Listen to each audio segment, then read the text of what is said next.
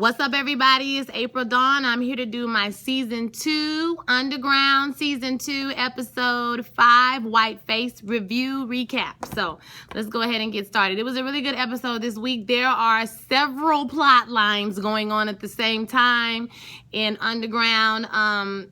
You know, the people who created this show are the people who created Heroes, right? And I loved Heroes, but it got kind of off track towards the end of it. But it was a really good series, but they did the same thing, kind of having a lot of plot lines. So I'm hoping at some point all these plot lines are going to converge. I feel like at some point, you know, some of these are going to start to come together, especially because a lot of the characters are mentioning other characters' names on the show. So let's go ahead and get started with this review. So we enter, I'm just going to go in order because that's how I took my notes. So at the beginning, we start off at a comedy show. It's some type of minstrel show. We don't know what's going on exactly. The two guys come out in whiteface and they start making jokes, and the white people there, they're laughing. It's obviously high society white folks, people with money, enough money to go see a show. So they're making the jokes and they're laughing at first, and then another set comes out and they start making other kinds of jokes, like gay jokes about the master, you know, and they were inappropriate, like he wasn't funny no more. Okay, the white people was like, what's going on? What's going on? So they started getting upset. They started leaving, and all of a sudden the camera pans to Kato, and Kato is in the balcony having a raucous laugh. Okay, so basically we figured that some kind of way he's behind this and he thinks this is hilarious, okay, to turn people off and tell them the real deal. Okay, so that was kind of funny. I mean, you know, it's a very typical Kato character move or whatever. So I was here for it because I love Kato. So Elizabeth is writing about how anger has consumed her heart after John has died. You know, she's very upset. She's at the inn. So while she's doing that, marshals break into the inn and they're looking for slaves. So they're going, I told y'all that inn was going to bring us some type of problem. I'm sorry, they're not looking for slaves. They're looking for Georgia. So they're all over the house looking for her. They have a warrant out for her arrest for fraud. Yeah, they have a warrant out for her arrest for fraud. So everybody's hiding. You know, all the slaves are hiding all over the house. Yeah, basically. And they said they're going to come back on and they're going to be on them the whole time until they give up Georgia. She was standing right there. And so she comes out and she says, you know, I'm Georgia. And they arrest her and take her to jail. So she's getting arrested for fraud. So she tells Elizabeth to go to her office, and there's a envelope in the drawer for her, and then she needs to go and bring it to the police station. So when Elizabeth goes to get the papers, she realizes that these are Georgia's free papers. Okay, Georgia was a slave, or Georgia is a black person, and Georgia is passing for white, which I don't know how you would not see. I'm sorry. Like, to me, she would have to be mixed or black. I'm just saying, because she don't look white to me. I mean, I see that kink is firm up in that hair. But I see where they was trying to go with it, you know, getting her look like a white woman, but they should have dyed her hair blonde, or she should have did something else to make her look more white, because to me she looked black. Okay, she looked like her daddy black, somebody black, mama, somebody. Okay, so she wasn't fooling nobody, but I guess, you know, whatever. So, yeah, Georgia gets arrested. Elizabeth sees the papers for her. So now she feels kind of, you know, Elizabeth, this episode, she showed a little bit of ignorance to the fact in the situation with Georgia, because it was like she felt almost betrayed, or like she charged her up about it, you know what I'm saying, later on, about her putting people in danger, trying to keep her secret. But it shows her ignorance about, you know, the whole system of slavery, and how, yes, it's the big secret, but girl, think about what I'm giving up to keep this secret. So that was a little bit interesting to see her kind of open her eyes more and more to the atrocity of slavery. You know what I'm saying? So that was pretty interesting. We're back with Steen. Steen is on the farm, and they're doing the shaming ritual on her now, basically yelling at her, trying to find out who it is who got the girl pregnant. They still on this, y'all. They are still on this. And Steen said, you know what? I'm tired. You're not yelling at me. It ain't about me talking. It ain't even about me telling who did this. It's about y'all trying to shame me so you can have all these people out here looking at you so they won't do nothing that you don't want them to do. So this ain't no family. This ain't the work of the Lord. Okay, this ain't the work of the Lord. She said this ain't the work of the Lord, and she is going back to her hut, honey. She don't have time for these games, okay? Bye. I'm done with this. Bye. So Claire follows her and they have a little talk. This scene to me was amazing. Like, I had to catch myself after the scene. It wasn't like a major scene or anything. Well, it kind of was. But just the two actresses and how they played off each other, and how Ernestine is kind of looking like Angela Bassett. This scene, I'm telling you, it mirrored the Angela Bassett scene when she was a young girl talking about, you know, helping her, for the lady to help teach her how to, you know, swoon the master, okay, woo the master, okay. So Claire basically says, listen, you know, she asked her a whole bunch of questions. She asked her about, you know, how she got there, because the people say, you know, word on the curb is that, you know, you was up in the master house, and the mistress, she was jealous, and so, you know, that's why you out here. And she said, well, you know, yeah, that's true, but you know, that's not the why. So I don't know if the why, well, we know why the why is, because Suzanne was upset because of the kids, not because of Tom, okay? She was upset because her kids love Ernestine pretty almost more than they loved her, okay? Or they cared about her. She was more of a part of their life than their own mama was. But hell, I'm going off on a tangent. Anyway, she said, you know, that wasn't the reason why, and they go back and forth with a little talk, and then she basically says, I want you to teach me how to get with the master. And she says, why? She says, because, you know, what happened with Hicks, I don't have no power to stop that. She straight up said, I don't have no power to stop that. I'm talking about mirroring the scene where the girl said, Ernestine herself said, I don't have any power to stop what happened to these girls. Not just the master, not just the overseer, some other people and some slaves, and they all want to do, I don't have no power to stop. And the girl looked at her dead in her face and said, and I want some. Okay? She said, I want some.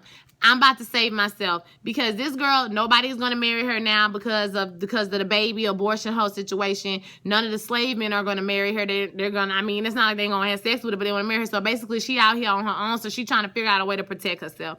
And I think that Ernestine, you know, wants to help her. She recognized that the girl is trying to protect herself. But, you know, at the same time, it's almost making her sick to think that she's about to put another person back in the situation, because like you said, you really had no protection. Your body ain't your own. Like, your protection is just an illusion, because if you piss him off one day the wrong way, or his daddy off, or somebody come up there and get mad, you could be hanging from a tree too. So yeah, it might be a little protection, but it's not really real protection. So moving right along, they done decided to put it together, okay? So the music for this scene was fantastic. I love how they put those beats of bass in there, like right when your emotion gets pumped, because it like aids the emotion. I mean, the music this season has been great. The only time I don't like the music is when they having those party scenes and they play that weird music. It's always some weird music at the party scene. I kind of feel like the party scene, the music should be, you know, not time period necessarily, but a little bit more reserved. It just don't fit. You know what I'm saying? It just don't fit. I see where they were trying to go, but the party scene music just never fit. Like the scenes when they're running, all the other stuff, the music is great, but those party scenes just kind of stick out for me some reason. What do y'all think about the music on the show? Let me know.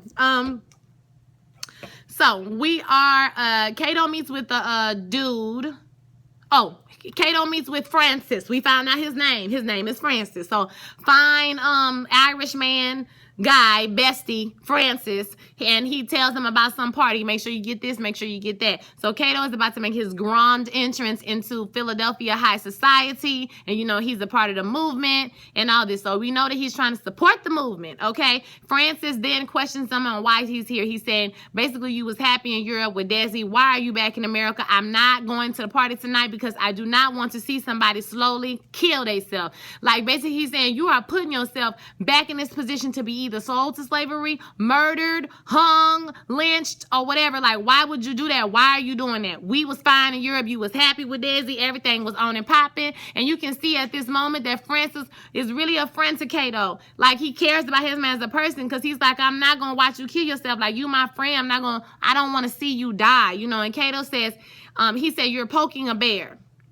Kato says that he's putting the bear down. He's not poking the bear, but he has to put the bear down. So, yeah, Kato to me is the most interesting person on this show, because his character is so multifaceted. It's like he hates Noah. He wants to tear him down, but he's still noble enough to set the slaves free. He wants to be a part of the movement, but yet he wants to move like a white person. Like, he wants to, it's not like he thinks he's better, but he thinks he's equal. And I want to know how. I need to look this up, and I probably should have looked this up before the video, but I'll talk about it in a second. So Georgia comes back.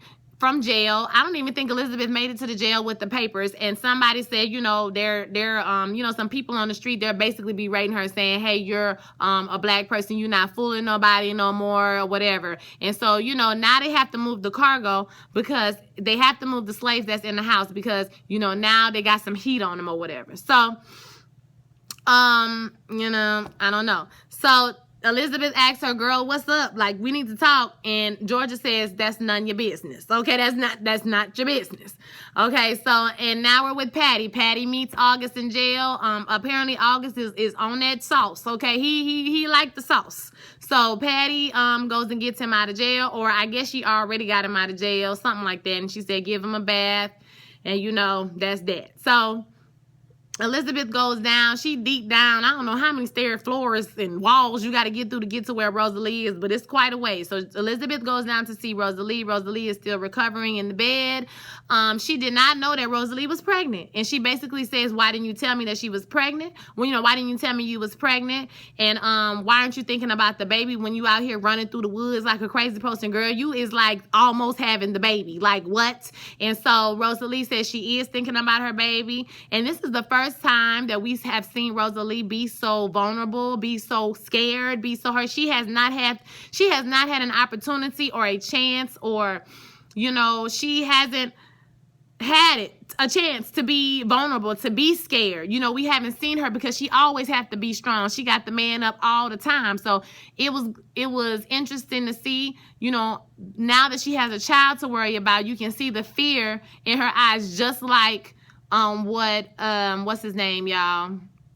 And Sam's dad said, French said to Ernestine, when you got pregnant, the fear crept in. Now she's getting worried. Now she's getting scared. She says the speech about how she can't do it by herself. And y'all, listen, I am a grown woman. I have never been married. I ain't gonna tell you how old I am, but I'm a grown woman. I'm not married, and I don't have kids. And people ask me all the time, why don't you have any kids? Because they'll ask you if you have kids before they ask you if you married. Okay, I don't have kids because I don't have a husband. I know myself, and I don't know if I can raise and have a baby by myself.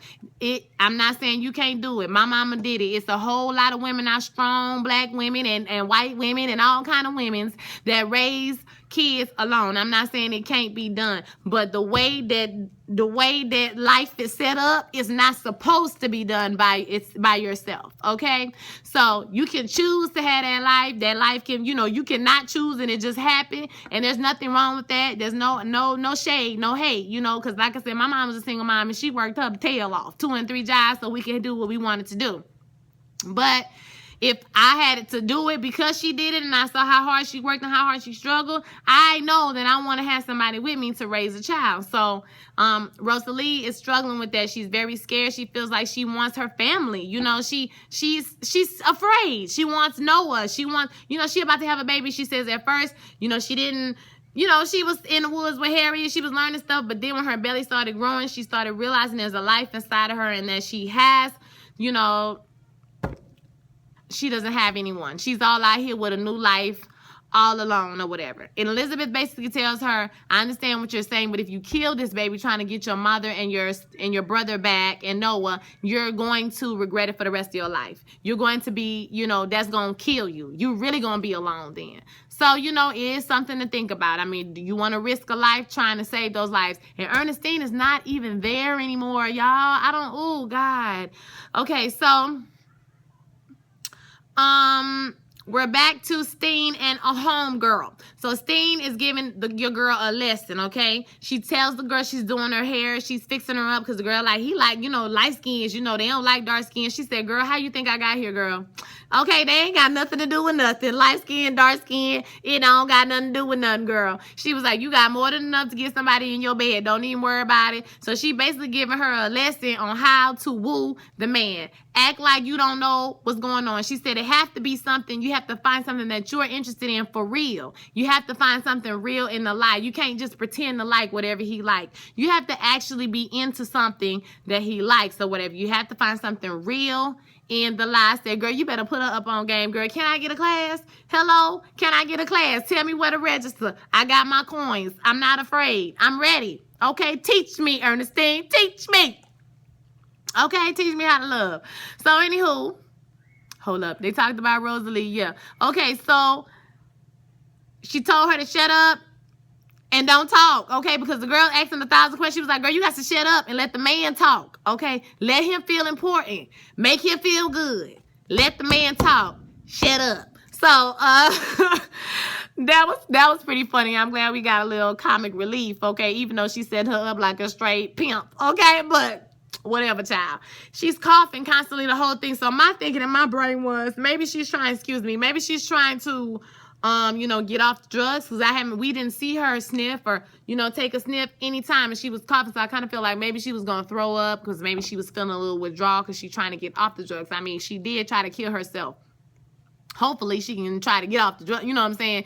She, something clicked and she will at least try to get off the drugs. I'm hoping that's what it was. Y'all tell me what y'all think it was. Or she's just sick and that happens. I mean, y'all seen Ruth, the mama was just coughing. Kizzy was just coughing. And then she died. And we ain't never seen her no more when she just died and nobody knew. I mean, that's crazy back in the day. Like my grandmother, they have some friends who like grew up or was born and they don't even know, like they be like, was they born on this day? They don't even know their birthday, because my grandmother is almost 100 years old. She was born in 1922. So, her friends that she went to school with, because they went to school to like the 4th grade, they don't even know when their birthday is, because they wasn't born in a hospital, or when they was born in a hospital, they didn't have birth certificates, or they didn't keep proper records and things like this. Like, we have so much, there's so much history that we don't know, y'all. I'm thinking about really doing the Ancestry.com or something like that to find out where I'm from, because Underground really make you think, like, where am I from? Like, where are my people from? What's my history beyond, just my grandparents or my great-grandparents? So this is pretty interesting. I'm sorry, y'all. I'm looking at notes trying to figure out where I am. Okay, so August and the writer, forgot his name, they chat about, his father. So apparently August's father was against Andrew Jackson. So, and so that's why he was ostracized from the army, or, discharged from the army. So I'm thinking he was against slavery, because Andrew Jackson owned lots of slaves, okay? He had a lot of children, okay? I'm just saying. So, he has some children out here in these streets. So, I don't know if he was against, slavery or against something else. Because, Andrew Jackson also didn't like banks either. So, it could be something else. But I'm guessing it's slavery, because that's what this show is about. So, that was pretty interesting. And he kind of go back and forth. August doesn't really say anything but what you writing. When he says, I'm not much for history. And he says, well, low-key shade, okay? Well, and here you are chasing the old bounty. Oh, okay. He felt played then, because he was like, what you writing? And he saw August looking at the liquor. He could tell he was an alcoholic. And then Patty comes out, and she has this way, like she plays to the men's egos, honey. She has this way that she works with them. Her and Ernestine are not that much different from each other. They just use their feminine walls in different ways. So she's like gassing him up. She's shaving his face. I know you can do this. I heard you can do that. You can do that. I need that animal. I need this. And I'm like, this is sick. The whole time the writer is writing this. And I have a feeling the writer is writing the read, honey. When they say read like a book, he fits to read Patty up and down, left and right. And I'm here for it. Okay, I can't wait to read. What's in the book? We want to know. What is the book? What's the tea? So, yeah, he taunts him with the alcohol. Yeah, blah, blah, blah. So she gives him the liquor at the end. So, yeah, it's on. Now, he like a dog, y'all, like salivating, like, oh, my gosh. So... And he says, I hear you have a son. So I guess maybe the writer is going to get him to open up about the son eventually. So we'll see. Because Ben died, right? Didn't Ben die? Or the mama died? Somebody died. He was putting a cross on the grave. So I'm thinking that's for Ben. Because we ain't seen Ben in a long time. Okay? Now we're in Georgia and Liz. Georgia and Liz talk to each other again. Liz tells her, that she's being insensitive because she's keeping this secret and, putting other people in danger because, like I said, they have to move the cargo now because it's hot at the end. So she's basically like, I have to, when people ask questions about their mother, I have to make up stuff. So basically I had to disengage from my whole family and leave them all behind so that I can help people. When we sign up to be an abolitionist, you put a target on your back. I've had a target on my back almost my whole life. Keeping this secret is not easy. So it kind of just got Elizabeth together. Like, I understand what you're saying, but you have to understand what's really going on. I'm sure that everybody that's a participant in the Underground Railroad or the Resistance know that at any moment, at any day, my life can be gone, okay? But it's all for a greater good. So yes, she have secrets, but hell, everybody who's working got a secret. Everybody on the Underground Railroad got a secret. Everybody got secrets. So all I'm saying is, girl, you worry about the wrong thing. They already know what's up. They know I'm passing. But if I didn't have this place here, they wouldn't be able to bring. So just be quiet, girl. Just be quiet, okay? So in the middle of their conversation, man comes up. Hey, there's a man at the door. I'm like, oh, Lord, who at the door? So next thing we see, Rosalie sitting in the room. The door open. Bitch, it's Noah. Hallelujah. Salvation and glory. Yes, God. Yes, Noah and Rosalie. Noah and Rosa. Yes, I was here for it.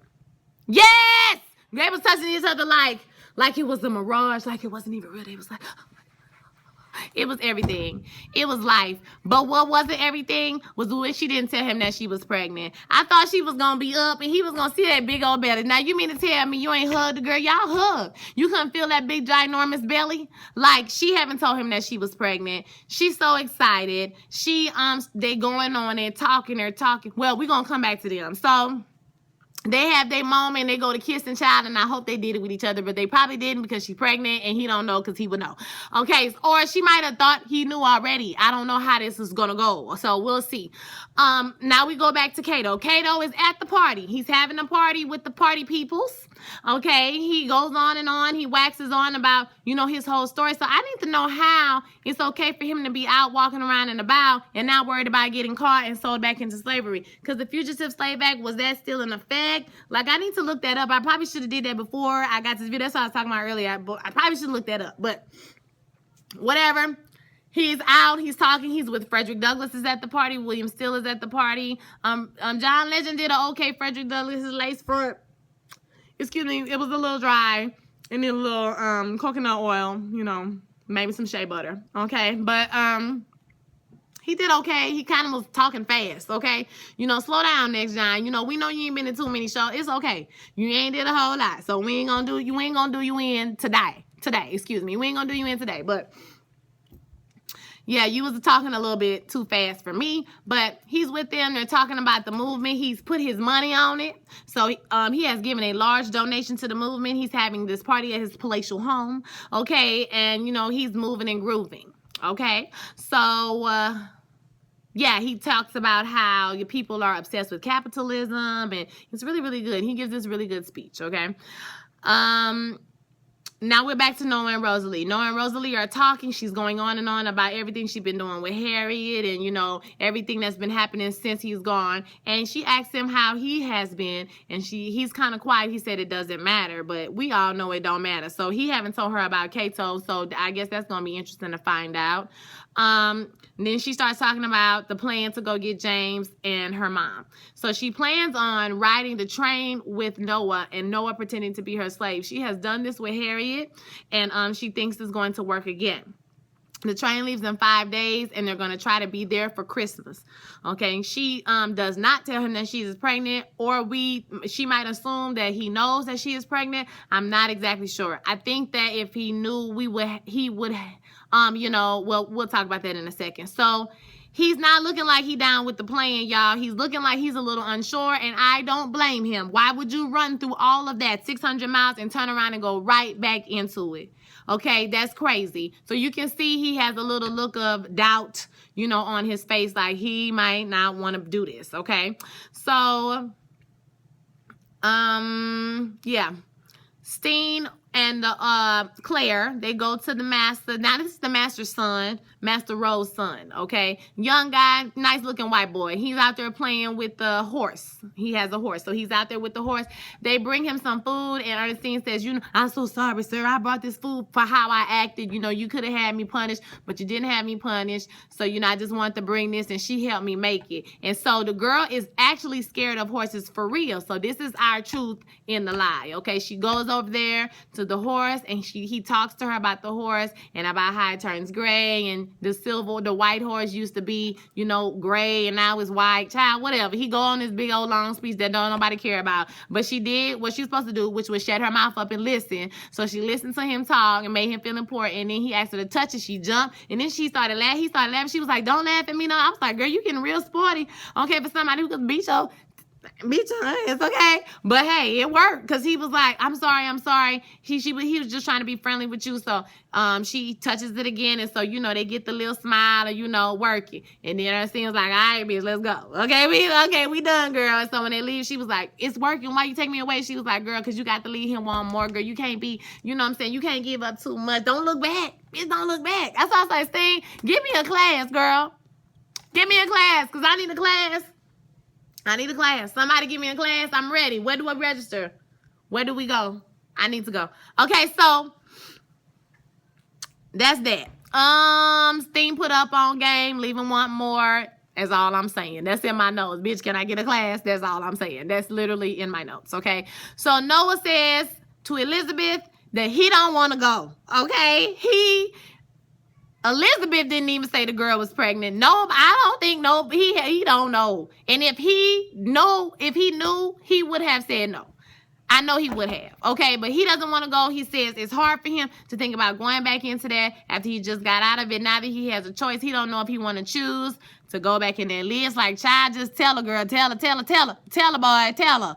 Okay. So, Kato is mingling with Frederick Douglass with that fresh lace front on. Yeah, and Frederick Douglass was talking about how he kept the details out of his book so that, you know, the Underground Railroad wouldn't be discovered, so they wouldn't, you know about it. So, that was pretty interesting little history tidbit, okay?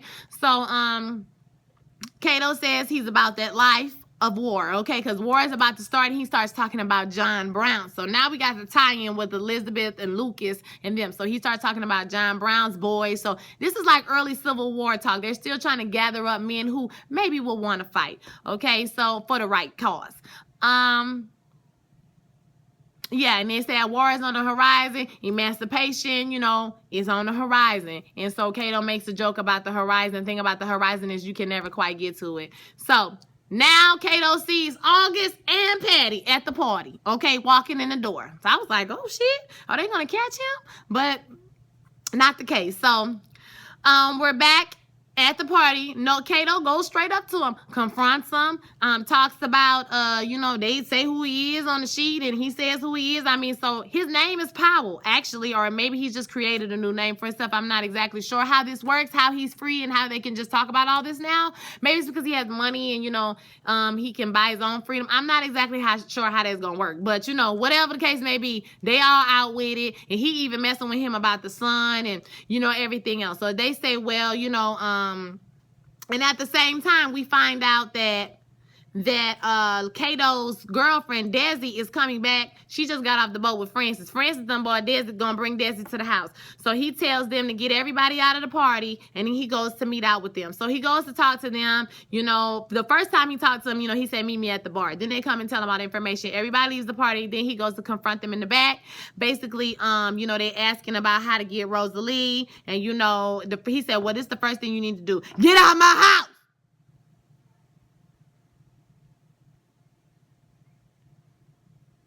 And she was like, no. And they got all tense. Everybody pulled their guns out. And, you know, the smart thing would have been to just everybody put their guns down and let's chill. But, of course, this Kato, he like, I got money. And they start shooting each other. August is like a freaking Wolverine-ass dude. So he up here is killing everybody, jumping over stuff, shooting everybody, Patty shooting everybody. They done kill everybody, child. All the Kato's men. I was like, wow, this one turned bad real quick. You was doing okay. What happened? So everything done went wrong, child. So Kato behind the thing by himself. He outnumbered. There's nobody. Then Francis arrives, okay, with Desi. Francis is promptly shot. Bye, Francis. It was nice knowing you. R.I.P.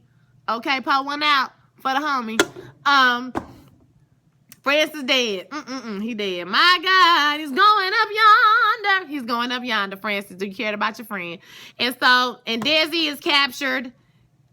Kato, they got a thing to his neck. He started talking about getting to Rosalie mama. That's how you get to Rosalie. And cut. That's it for them. So we don't know what happened to them after this. Steen is taking a bath. It's a montage between her and the girl, Claire, running back from seeing or being with the master's son, with Master Rowe. So she's kissing him, or they go out and, you know, they walking and talking and they end up kissing. I don't think sex happened, but I think they end up kissing. So Steen is taking a bath and music is playing and Hicks is coming into do a... Oh, he's playing the banjo. That's what he's doing. So Hicks comes in. He apologizes to her. He tells her that, you know, he promised that he won't hit her anymore. And he's really sorry about everything she did because, or he's really sorry about everything he did because he didn't want to do anything that would, you know, hurt her or cause her to want to kill herself. And so she basically is breaking up with him at this point, telling him, hey, look, you know, the reason why you beat me, you're not hitting me, you hitting the master because the master hits you, and then you turn around and hit me. And I let you do it because I think I deserve it for all the horrible things I've done. We need to stop hurting each other. It's over. We need to break up with each other. And he says, I'm done with all that. You know, so he says, you know, he basically tried to bring her back down to, well, you know, it's because of the girl, and I said I was sorry, and you're not done because you're still hooked on the drugs. So he kind of hooks her in with the drugs. So, you know, it's some old sick, you know, she's trying to let him walk away. She wasn't even going to beat him up about it, but he still wants control over her with the liquor. I mean, with the drugs. So she's going to have to kick that habit. That has become a problem for her.